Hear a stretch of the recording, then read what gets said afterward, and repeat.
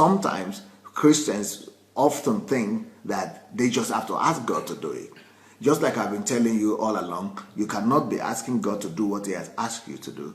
And you cannot be asking God to do what He has already done for you. So the same thing applies to prayer. So there are some forms of prayer that you don't need to begin to ask God to do things for you. When it comes to circumstances, conditions, situations in life, most of them really, they are not things that we should be talking to God about. They are not things that we should be asking God to do.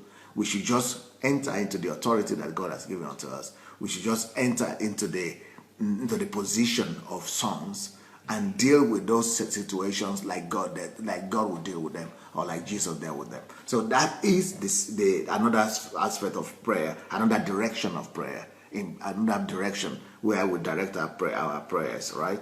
Now there is another one when we don't pray as such, like in the standard understanding of the word.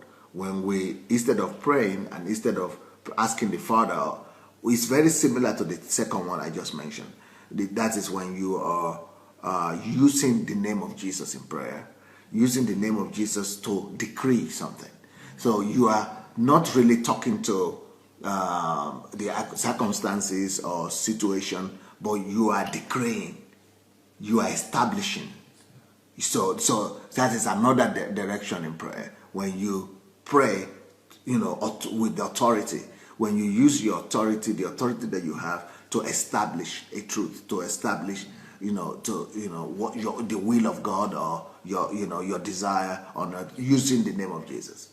So in the two other prayers, one you speak to the situation, one you use the authority you have been given. So these are all the dimensions and directions in prayer that we must understand if we want to really be powerful in prayers, if we want to use our prayers as weapons.